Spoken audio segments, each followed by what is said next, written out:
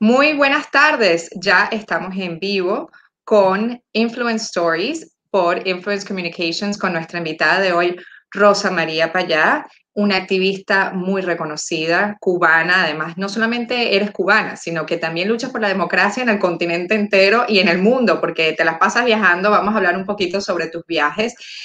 La pueden seguir, estamos pasando ahí la información para seguirla en todas sus redes sociales.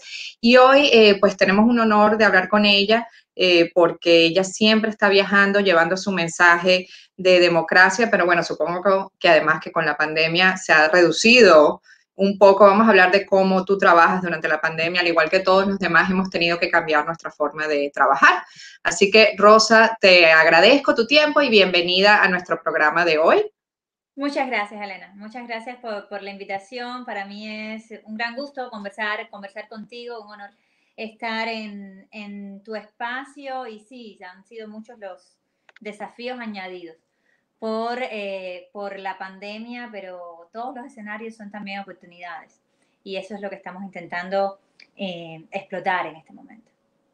Exactamente, hay que verlo de esa manera, ¿no? Que todos los obstáculos y los retos pueden convertirse en oportunidades. De hecho, hemos hecho varios programas sobre cómo reinventarse durante la pandemia, cómo hacer cosas nuevas, cómo llegarle a un público nuevo, que es parte de lo que estamos haciendo aquí en Influence Stories.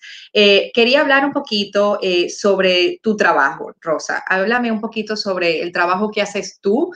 Háblame sobre Cuba Decide, que es una organización, es un movimiento que has creado en conjunto con muchas otras personas. Nosotros hemos tenido el honor de participar en varios de tus eventos y tus actividades siempre en apoyo de la democracia en Cuba, en Venezuela, en Nicaragua, en todas las partes del mundo donde se necesita tanto. Háblame un poquito del trabajo de Cuba Decide y de tu papel dentro de Cuba Decide. Así es, Cuba Decide es una iniciativa ciudadana. En realidad no es una formación política o una organización como la entendemos jurídicamente, ¿no?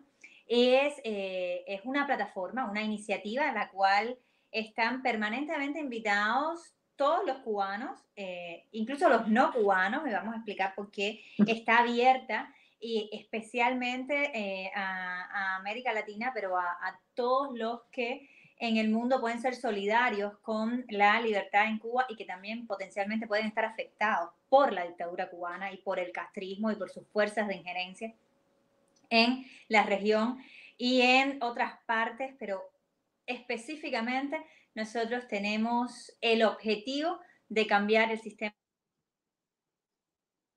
Se cortó.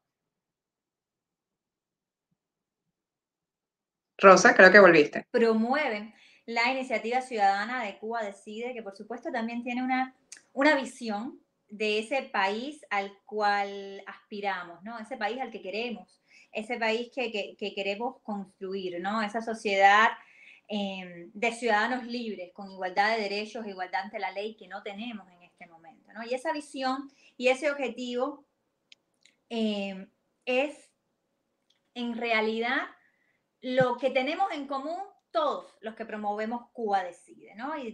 Y ahí entran personas que tienen organizaciones, que tienen partidos políticos, y ahí entran también personas que ni tan siquiera son cubanas, pero que entienden la importancia de cambiar el sistema hacia la democracia y el Estado de Derecho en Cuba. Por supuesto, como iniciativa ciudadana también tiene una estrategia, ¿no? Porque no nos olvidamos de que al final del día de lo que estamos hablando en Cuba es de superar una dictadura totalitaria criminal que no solamente ha destruido nuestro país económicamente, que no solamente ha secuestrado los derechos fundamentales de todos los cubanos que viven en la isla, sino que ha exportado este modelo y Así es. ha sido fundamental, por ejemplo, en el colapso de la democracia en Venezuela y en la estabilidad que se vive o se ha vivido en otros países. Por tanto, al fin del día estamos hablando de ciudadanos, de familias contra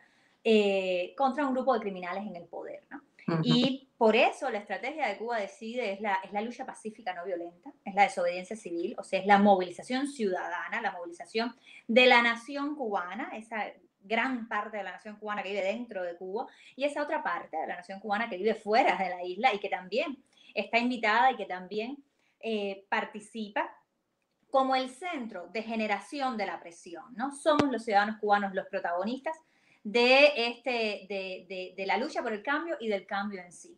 Pero no estamos viviendo en una burbuja y no somos ingenuos, ¿no? Sabemos que es fundamental, que es necesario y es fundamental la movilización de la ciudadanía, pero también es necesaria la movilización de la comunidad internacional. Al final del día estás hablando de un grupo de personas que lleva 60 años en el poder y que ha demostrado en reiteradas ocasiones que está dispuesto a usar la fuerza y la violencia contra la ciudadanía. Está dispuesto a usar la fuerza y la violencia contra las familias que le están diciendo queremos los derechos, ¿no? Queremos la igualdad de oportunidades. Y por tanto, dentro de la estrategia de Cuba Decide también está la movilización de la comunidad internacional. La movilización de los ciudadanos del mundo, de las organizaciones del mundo, pero de los centros de poder democráticos del mundo también. De aquellos que tienen la capacidad de usar el lenguaje de la fuerza contra los que están usando la fuerza, contra los cuerpos de los cubanos que quieren cambio, contra los cuerpos de los venezolanos que quieren cambio, porque son las mismas personas, es el mismo poder, ¿no? Y exactamente. Esa estrategia es la que llevamos adelante ya por casi 5 años.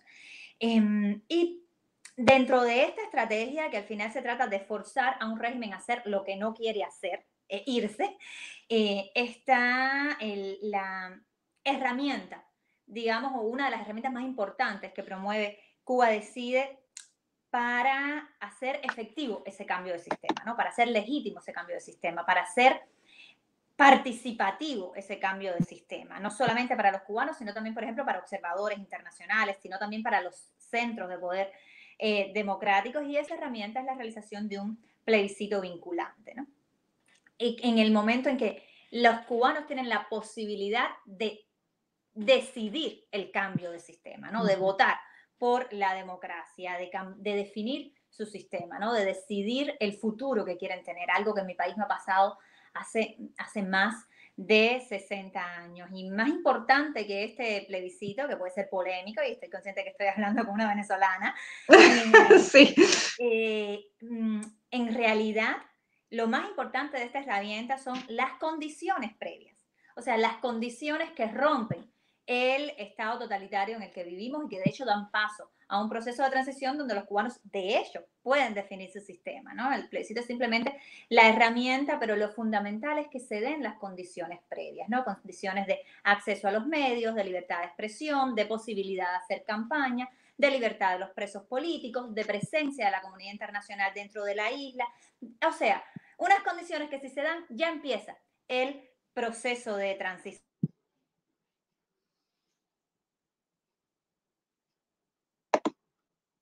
La continuidad de la dictadura de los Castro, que ya de hecho también es un sistema criminal que afecta a otros lugares de la región, como hemos dicho, ¿no? Básicamente este objetivo, esta visión, esta estrategia y también la fuerza por lograr la implementación de esta herramienta constituye la iniciativa ciudadana Cuba Decide, y como te das cuenta, no es una formación político-partidista, no es una organización jurídica, sino que está abierta a que diferentes partidos políticos, ONGs, grupos o colectivos sociales, incluso religiosos, la apoyen porque va al centro del problema, ¿no? Es la radicalidad de Cuba Decide, está en ir a la raíz del problema, que es precisamente cambiar ese sistema que no le permite a los cubanos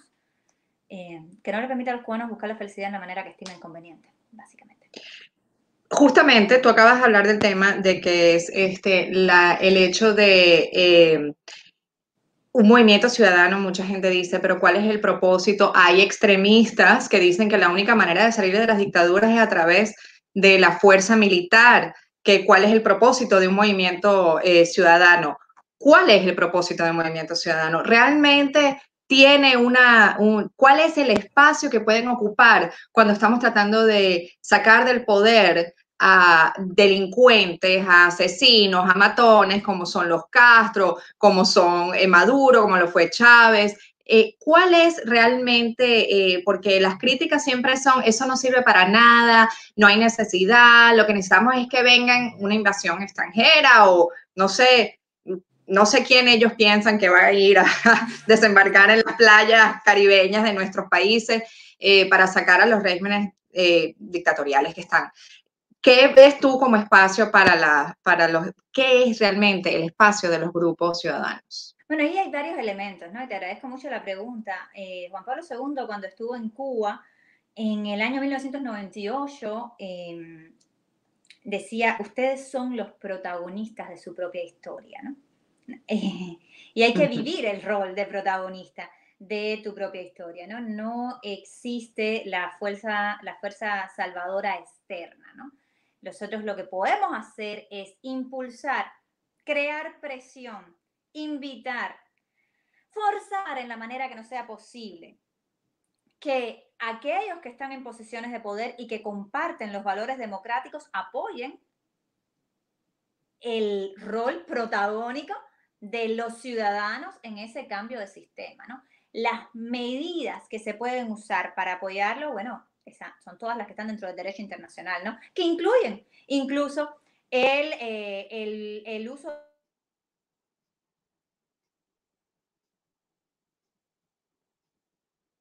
posible y lo deseable. Perdón, creo que te cortaste. Dijiste del deseo del derecho internacional que incluye incluso. Incluye el uso de la fuerza en determinadas ocasiones. Ok, Ahora, ¿es esto lo que nosotros queremos? ¿Es realmente exacto. eso lo que es deseable para nuestros países y para nuestras sociedades? Y para el futuro de estos países, ¿no? Y para la mantención de después una estabilidad democrática. Y de hecho, y ahí hay aspectos que están incluso relacionados con lo que estadísticamente ha sido exitoso o no en los últimos. Históricamente, tenemos una historia en que basarnos, en lo que históricamente ha sido exitoso o no, exactamente. Exactamente, exactamente. De hecho, hay datos, los últimos que he consultado, y perdóname por no darles el link para que lo vayan a buscar, pero lo puedo pasar Después en lo este podemos momento. poner, eso es la maravilla de esto. Después podemos poner el link. Les recuerdo que estamos hablando con la activista cubana Rosa María Payá, una de las fundadoras de Cuba Decide, y nos está contando un poquito cuál es el rol del grupo de los ciudadanos dentro de buscar un cambio contra una dictadura. Entonces, perdona, decías que el historial, las estadísticas. Las estadísticas de los últimos años demuestran que los cambios democráticos exitosos, o sea, aquellos que han sido exitosos no solamente en sacar del poder a la dictadura, sino en establecer regímenes democráticos más o menos estables, la diferencia entre ese éxito de los cambios violentos y los cambios pacíficos es del 80% en el caso de las transformaciones pacíficas versus el 20% en el caso de las transformaciones violentas. Y por supuesto, cuando hablamos de pacífico no estamos diciendo que podamos evitar la violencia. La violencia no la está poniendo el ciudadano. La violencia la pone el régimen criminal y la pone todos los días, de todas maneras. Y por eso es tan importante el apoyo de la comunidad internacional y por eso es importante también la creación internacional de la amenaza creíble en estos gobiernos que están dispuestos a usar la fuerza contra sus ciudadanos. Es decir, esto no es en ningún caso un enfoque más suave de cómo va a ser el cambio, no, al contrario, es un enfoque muy radical, pero es un enfoque comprometido con la democracia, no solamente en el fin, sino también en el medio. Es un enfoque que legitima el proceso desde el primer momento que lo abre a la participación de la ciudadanía. Y es un enfoque que compromete a esa ciudadanía en no solamente el cambio, sino en lo que viene después del cambio que tiene y debe ser también democrático y participativo, ¿no? Y justamente por eso es que es el enfoque enfoque con el cual nosotros nos hemos comprometido, ¿no? Por supuesto, es una estrategia que lleva acompañada la dimensión de la justicia transicional y que tiene también este componente internacional que pasa por evitar en lo posible que se desborde la violencia, ¿no? Porque Claro, es sabemos que que, son capaces por los supuesto. criminales que están en el poder en mi país y también en Venezuela, Elena. Claro, ese es el tema, ¿no? De los ciudadanos que no están armados en contra del Es muy poderío justa, es muy militar, dispareja la lucha y por muy eso dispareja. Entonces, ¿qué fuerza tenemos? Fue la fuerza de los números, ¿no? De la gente en la calle y la fuerza internacional. Vamos a hablar un poquito sobre esa parte internacional, que tú has hecho mucho trabajo en buscar apoyo de la comunidad internacional para descalificar a los dictadores de Venezuela y Cuba. Y bueno, Nicaragua casi que por retruque, ¿no? Entonces, háblame un poquito de cuál ha sido tu experiencia. Cada rato estás por todos lados.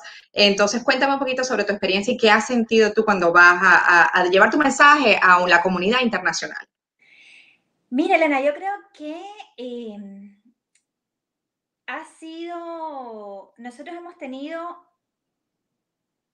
una experiencia que implica el ir construyendo sobre cada uno de los pequeños pasos, que muchas veces son pequeños pasos, porque nos estamos enfrentando a 60 años de un marketing brutal por parte del régimen cubano, ¿no? Que convirtió, por ejemplo, a asesinos de cubanos como el Che Guevara en ídolos de la izquierda internacional y casi que de la juventud mundial, ¿no? Ahora se ve la gente con las franelas de Che Guevara sin entender realmente quién es el Che Guevara, qué hizo el Che Guevara, para que, o sea, nadie nos conoce la historia en lo más mínimo, pero la franela la compran y se la ponen. Es Es porque totalmente absurdo. se convirtió en un símbolo probablemente de todo lo que el Che Guevara perseguía. Exactamente, justamente, pensar libre, todo eso. O sea, el pensar libre, la libertad, la democracia, las elecciones libres, todo eso, y era justamente lo que perseguía el asesino, ¿no? Sí, Pero exacto, bueno, ¿no? Muchos de lo los que que tú usan dices es una sus máquina de t-shirts. mercadeo, Exacto, una exacto. máquina de mercadeo Y a esa máquina nos internacional. estamos enfrentando, ¿no? A esa máquina nos estamos enfrentando. Yo creo que se han logrado grandes pasos. Creo también que el estado de deterioro, de decadencia del totalitarismo dentro de la isla y también sus efectos tan nefastos en los lugares a donde ha llegado. Por ejemplo, el desastre ocasionado en Venezuela, la visibilización tan alta que ha tenido la tragedia venezolana, ha puesto a la dictadura enfrente de sus propias contradicciones.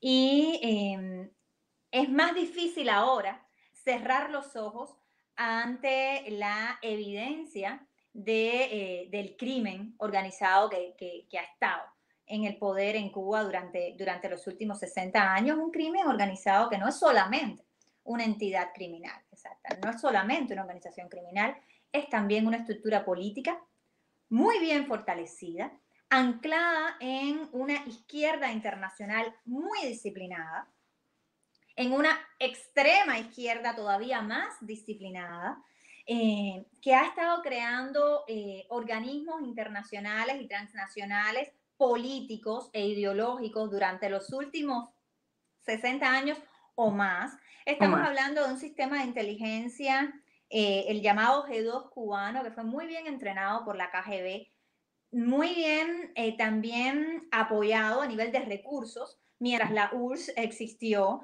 fue entrenado también por la Stasi y que logró, en el momento en que se cae el campo socialista y que fundan el Foro de Sao Paulo, logran ayudar a poner en el poder a Hugo Chávez y de pronto se encuentran con la chequera del pueblo venezolano, ¿no?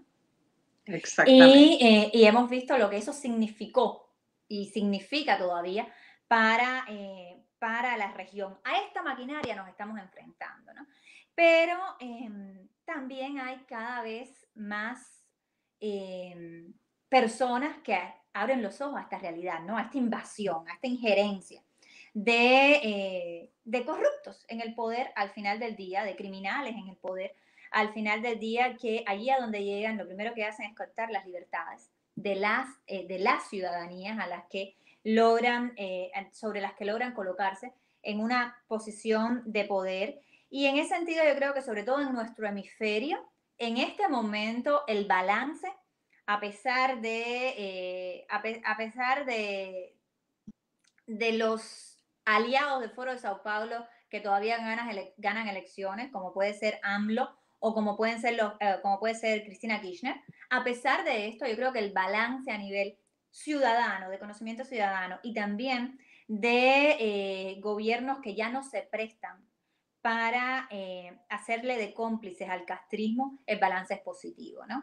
Si vemos la posición que ha tomado, por ejemplo, el gobierno constitucional de Bolivia, el gobierno colombiano, el gobierno del Uruguay, las posiciones que tomó en su momento el gobierno de Chile, las posiciones que ha tomado la administración de los Estados Unidos, son cada vez más claras en respecto a el castrismo es el elemento, si no es uno de ellos, yo creo que es uno de ellos, pero es el fundamental además, el castrismo es fuente de inestabilidad regional, pone en crisis no solamente el estado de la democracia, pone en crisis la paz, pone en crisis la seguridad nacional de varios de los países y es una amenaza constante que hay que eliminar para encaminarnos en la dirección de una región democrática, libre y próspera, ¿no? Esto que nosotros llevamos diciéndolo desde que existimos, ahora también se convierte en política pública de, por ejemplo, la administración de los Estados Unidos en este momento, ¿no? Ojalá fuera política pública de cada una de las administraciones democráticas de la región hacia allí. Hay que encaminarse porque esas políticas es las que hay que convertir en acciones reales, porque la otra parte del asunto, y creo que por ahí también iba tu pregunta de qué hay que hacer en realidad en la comunidad internacional, ¿no? ¿Y qué pueden Trata de hacer la manera aparte de, o sea, no, la única opción no es enviar una fuerza militar? ¿Cuáles? O sea, hay otras cosas que Claro, se pueden hacer. claro que no es la, claro que no es la única, que no es la única opción, pero las otras opciones hay que llevarlas seriamente. Hay que ir hasta el final. Ajá. La palmadita en el hombro no nos sirve. De verdad no nos sirve. No, es verdad, es absolutamente verdad, No porque nos si no sirve. hay fuerza detrás de las palabras, entonces son solamente palabras, ¿no? Sí, ¿no? Y bueno, y los venezolanos lo han sufrido, ¿no? Los venezolanos lo han sufrido, los cubanos lo llevamos sufriendo muchos años. De hecho, a nosotros nos han dedicado todavía menos palabras que ustedes.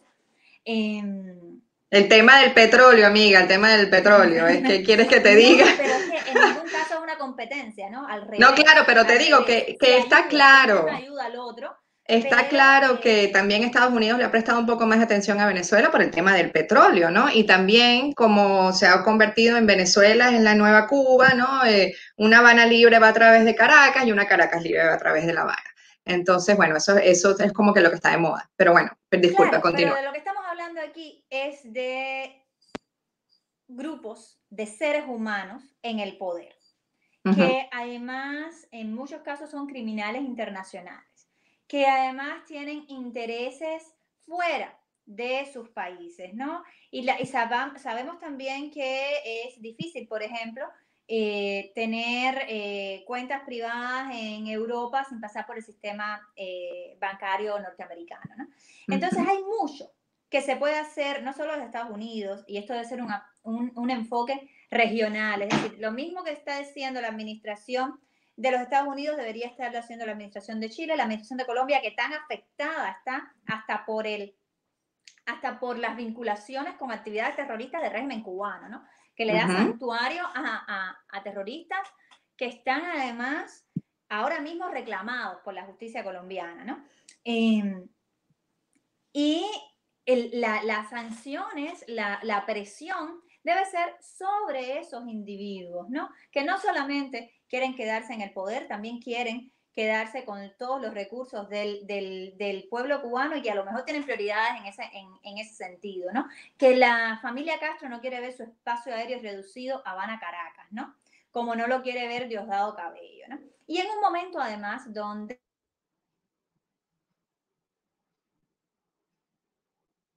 el elemento fundamental es el deterioro y la vulnerabilidad de esa estructura arcaica, criminal y monolítica que está en el poder en Cuba y que se está cayendo por su propio peso, pero que tiene las armas y por tanto necesita de la presión interna y externa para que finalmente colapse y colapse de manera ordenada, ¿no? Y podamos hacer un plebiscito y podamos cumplir con esas condiciones y podamos darnos un proceso de transición democrático. Por supuesto hay que forzar que los que tienen las armas no las puedan usar, ¿no? Y prefieran una salida pacífica a un baño de sangre, porque las cosas se ponen tan difíciles en un momento determinado que la olla de presión termina explotando, ¿no? Y precisamente esta estrategia sirve para que esa presión pueda ser liberada de manera que sea para el bien de todos los cubanos y para el bien del hemisferio, ¿no? La violencia es muy fácil hablarla y pedirla y, tienen que venir, tienen que invadir, que no sé qué. Vamos a pensar en la violencia, muere gente y mueren los que están en el lugar. Y eso nunca hay que olvidarse de esa parte, ¿no? La violencia debería ser definitivamente el último recurso y buscar todas las otras salidas antes, utilizando lo que tú dices, la fuerza interna, la fuerza externa y yo siempre he pensado en eso, que las sanciones tienen que ser enfocadas en esas personas que se han robado todo ese dinero y que se lo quieran disfrutar, ¿verdad? El problema que estamos viendo ahora, hoy en día, tenemos todo eso que nos acabas de decir, ese panorama que lo podemos escribir tanto para Cuba como para Venezuela, exactamente igual. Esa es la situación en la que estamos, porque esos países están sufriendo lo mismo. Y está sucediendo todo esto en medio de una pandemia dificilísima. ¿Qué has escuchado tú en la situación de Cuba durante esta pandemia? Además de que, por lo menos en Venezuela, el sistema hospitalario y de salud estaba completamente destruido ya, tanto por la corrupción de las autoridades que no hacían las inversiones necesarias en el sistema hospitalario, como además también el escape de talento de las personas, los médicos, los enfermeros que se han ido, los especialistas. No hay agua, no hay luz, no hay medicamentos. Esa es la situación que están viviendo tanto Cuba como Venezuela. ¿Qué escuchas tú de Cuba, de tu gente en Cuba? ¿Cómo está la situación? ¿Se le puede creer al gobierno cubano las cifras que han dicho de COVID? Mira, imagínate un lugar donde para conseguir un pedacito de pollo hay que estar durante horas en una aglomeración. En un momento en el cual mantener 6 pies de distancia de la otra persona es fundamental para no contagiarse. Esa es la vida de los cubanos, pero todos los días, porque no es solamente para conseguir un pedacito de pollo, es para conseguir un pedacito de jabón también. Ha habido lugares donde por días y semanas no hay agua corriente. En un momento donde lavarse las manos. ¿Cómo te vas a lavar las manos? Es fundamental. No solamente el COVID, es decir, la sarna, el dengue. Estamos en verano, en el trópico. Todas estas enfermedades han hecho estragos y siguen haciendo estragos en nuestro país en este momento. Es decir, la crisis humanitaria que se está viviendo en Cuba es profundísima y no empezó con el COVID, pero esto ha venido a agravarlo. Estamos hablando no solamente de que no haya aspirinas en la farmacia, que no hay.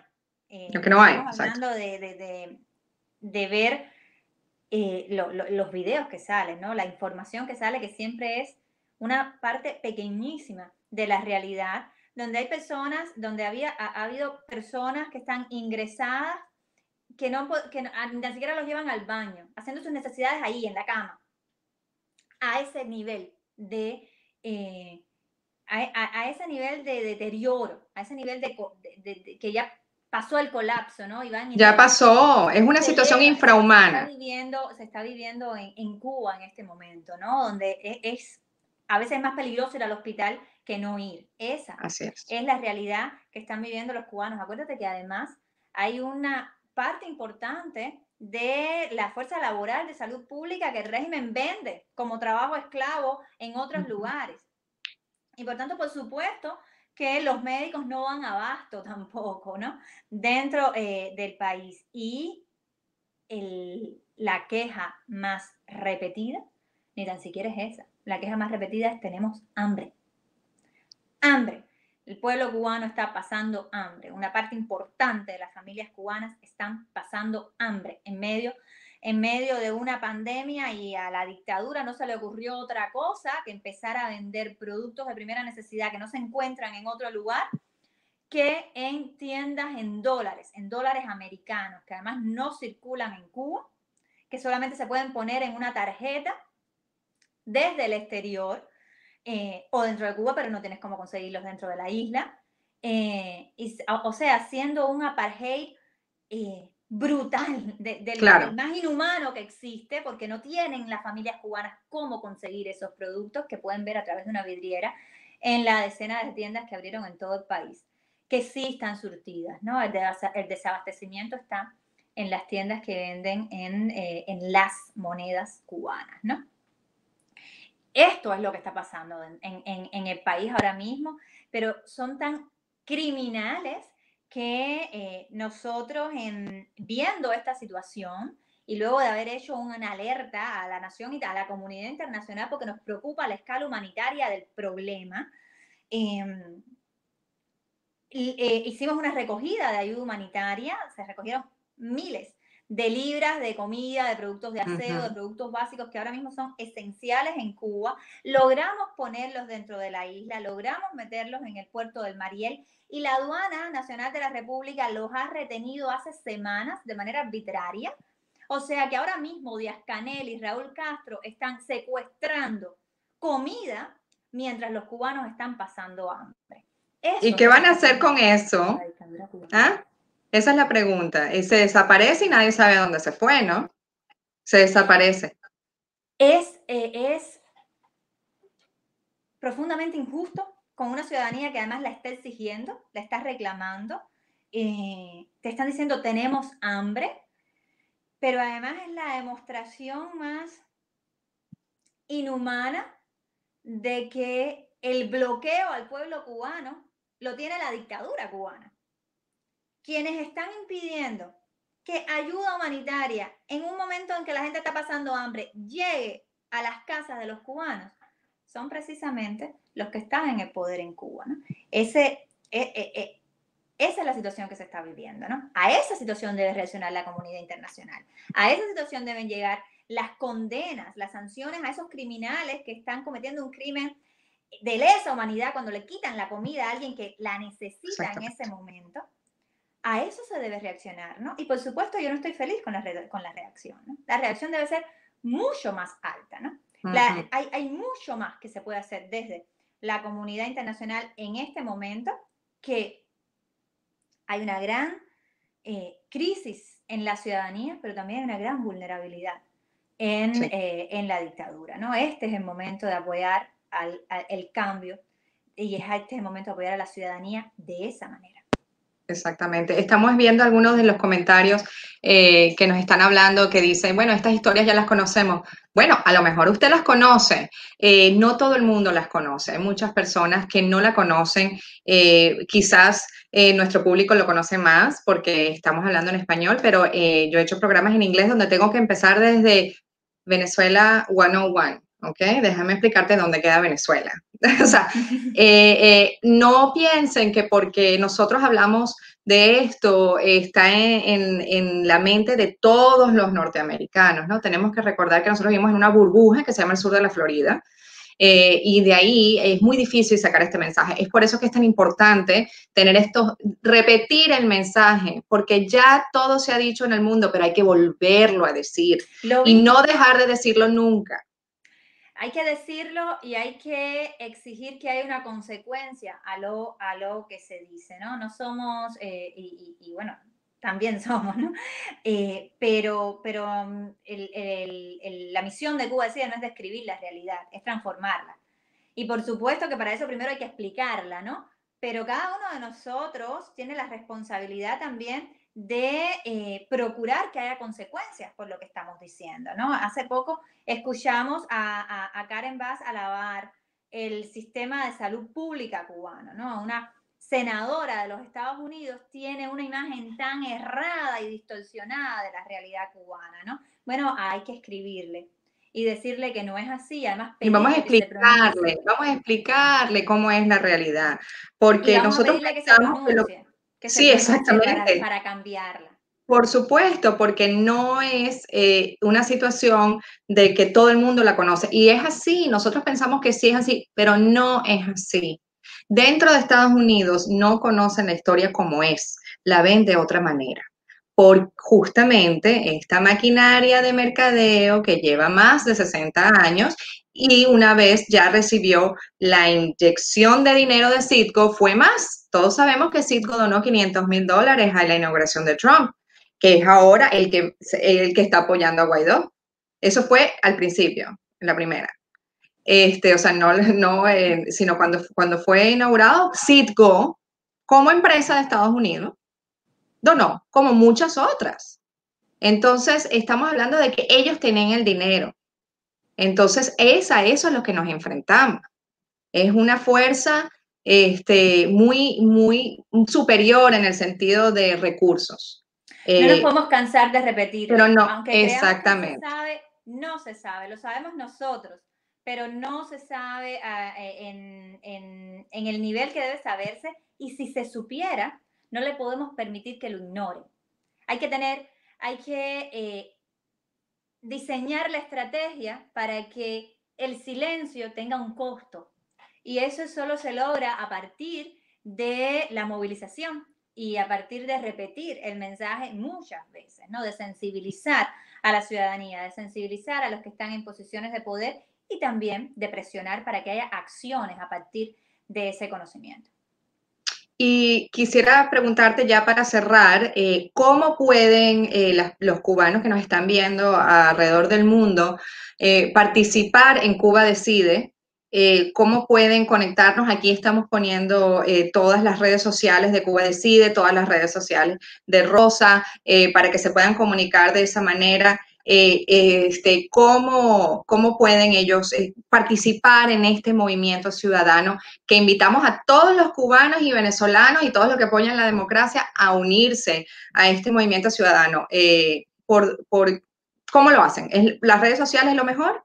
Comunicándose con nosotros a través de cualquiera de esas redes sociales. También pueden escribirnos directamente. Nuestro correo electrónico es info@cubadecide.org. Les voy a repetir, es info@cubadecide.org. Hay mucho que se puede hacer desde la estrategia de informar, de involucrar y de actuar. De actuar siempre en función del objetivo, de esta unidad de propósito, que yo creo que tenemos no solamente los promotores de Cuba Decide, ¿no? Yo creo que tenemos la inmensa mayoría de los que somos parte de la nación cubana y que compartimos incluso con muchos no cubanos, ¿no? Y es la necesidad, la urgencia de cambiar el sistema en Cuba hacia la democracia a través de una estrategia que involucre a todos los actores que pueden hacer algo efectivo, porque esos que están en el poder tengan que irse del poder y dar paso a un proceso democrático. Hay mucho que se puede hacer, ¿no? Desde la distribución de material hasta la creación de grupos de apoyo, hasta la incidencia en gobiernos, en otros gobiernos en el mundo entero, hasta el trabajo dentro de la isla. Lo hacemos todo el tiempo y por supuesto están permanentemente invitados a ser parte de esta estrategia. Pues te agradezco mucho tu tiempo, te deseo muchísima suerte, como siempre estaremos ahí pendientes de todo lo que haces. Y aquí hay algunos comentarios, bueno, tenemos de todo porque esto es un live abierto, hay gente que está preguntando que si tienen las pruebas de que llegó la ayuda al puerto en Cuba. ¿Tienen algunas pruebas, Bueno, documentos? Cuando dimos la noticia finalmente de que los contenedores estaban en el puerto, pusimos fotos aéreas de los trackers de la carga. Hay parte de la información que contiene detalles de las entidades, de las personas que han sido parte de este proceso, y es una identidad que nosotros, por supuesto, vamos a proteger, porque no estamos viviendo en una burbuja, estamos viviendo en la Cuba totalitaria, donde la seguridad del Estado te toca la puerta, te encierra, te desaparece, te tortura, te pone en prisión, y por tanto no le vamos a regalar esa información a la seguridad del Estado. De muchas maneras, el mismo régimen ha admitido que la ayuda está en el puerto. Hay hasta un audio de la línea roja que habilitó el Mariel, donde los funcionarios admiten que la ayuda está ahí. Hasta los directivos del Consejo de Iglesias que están totalmente oficialistas y que responden a los intereses del régimen cubano, admitiendo en sus cartas que los contenedores llegaron, con lo cual lo que no vamos a hacerle es el trabajo al G2. No, claro, por supuesto. Y La ayuda decirles que humanitaria no. está en la isla, y con lo que nosotros estamos comprometidos es con el apoyo a todos esos ciudadanos que le están reclamando, a las más de 15.000 familias que se registraron para recibirla, y a todos en realidad, mira, solamente los donantes y los contribuyentes son cientos de familias, son miles de cubanos y también no cubanos en el exterior que forman parte de este esfuerzo de solidaridad entre hermanos. Así que no lo vamos a dejar de la mano, no vamos a seguir insistiendo y vamos a seguir presionando para que esa comida, esa ayuda que tanto necesitan los cubanos en este momento llegue a los más necesitados, sabiendo que además no es suficiente, ¿no? Que es necesario mucho Ah, más, por supuesto. que podría ser mucho más si logramos que se abran esos canales, y eso nada más que se logra con presión, ¿no? Con presión, sabiendo además que esto es una curita, ¿no? Que la raíz del problema es el sistema totalitario impuesto y los corruptos que están en el poder, y por tanto sacarlos del poder y cambiar ese sistema debe ser la prioridad de todos los cubanos en este momento. Estoy muy de acuerdo. Te agradezco muchísimo tu tiempo y le agradezco también el tiempo a las personas que nos han escrito todos los comentarios positivos y los negativos, porque los negativos también significa que nos están viendo y que les estamos dando en la llaga. Así que se les agradece a ellos también sus comentarios. Rosa, espero tenerte algún día otra vez de vuelta y ojalá podamos hablar de cosas muy buenas y vernos en persona muy pronto. Eso espero. Qué gusto, Elena, estar en tu programa. Un honor para mí compartir tu espacio, y un honor también tu amistad. Muchas gracias por todo, Elena. Muchísimas gracias. Les invito a que sigan a Rosa y a Cuba Decide en todas sus redes sociales. Muchas gracias y hasta el próximo jueves. Bye.